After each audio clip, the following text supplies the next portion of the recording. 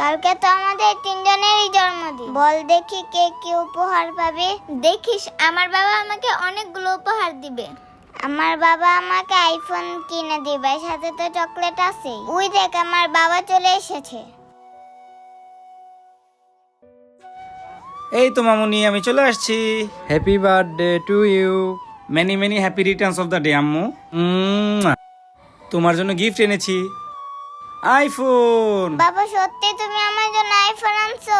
তুমি ওয়ার্ল্ডের বেস্ট বাবা। ইয়ে, এনো আম্মু। মামুনি দাঁড়াও, তোমার জন্য আরো গিফট আছে। এই যে নাও তোমার প্রিয় চকলেট। দেখছো সোনা আপু, আমি তোমাকে বলছিলাম না আমার বাবা আমাকে আইফোন গিফট করবে। আর দেখো সাথে কতগুলো চকলেটও গিফট করছে। হ্যাঁ রে ফাতেমা, দেখিস কতক্ষণ পরে আমার বাবা আমার জন্য অনেক দামি একটা উপহার নিয়ে আসবে। ফাতেমা চলে আসো, বাসায় গিয়ে তোমার জন্মদিন সেলিব্রেশন করি। ঠিক আছে বাবা, এই তোমরা থাকো।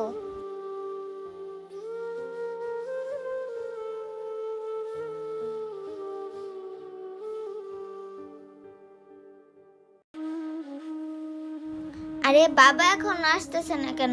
ওই তো আমার বাবা। বাবা happy birthday Mamuni. Thank you বাবা। বাবা তুমি আমার জন্য গিফট নিয়ে আসছো? হ্যাঁ রে মামুনি, আমি তোর জন্য গিফট নিয়ে আসছি। এই দেখ তোর গিফট। দেখি তো বাবা আমার জন্য কি উপহার নিয়ে আসছে। আরে কি একটা জামা নিয়ে এসে পড়ছে, কত পুরান। এরকম উপহার কারোর জন্য কেউ নিয়ে আসে? বাবা তুমি এটা আমার জন্য কি নিয়ে আইছো? পুরান একটা জামা।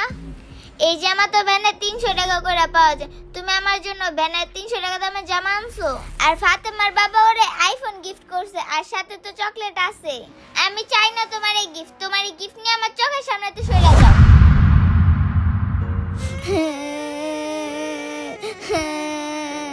আহারে, কাছে টাকা নেই বলে মেয়েটাকে জন্মদিনে একটা ভালো গিফট দিতে পারলাম না।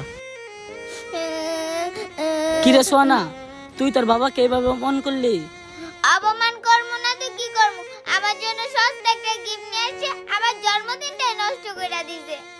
এমন বাবা থাকার চেয়ে না থাকাই ভালো। সোনা, তুই তোর বাবাকে এইভাবে অপমান করলি? আমার তো বাবাই না যে আমাকে একটা গিফট দেবে, আমাকে এসে বলবে happy birthday to you. Gift তো দূরের কথা, আমি আমার বাবাকে জন্মদিনে পাশেই পাইলাম না। আর তোর বাবা এত সুন্দর গিফট আনলো, তুই ছুঁড়ে ফেলে দিয়ে অপমান করে দিলি।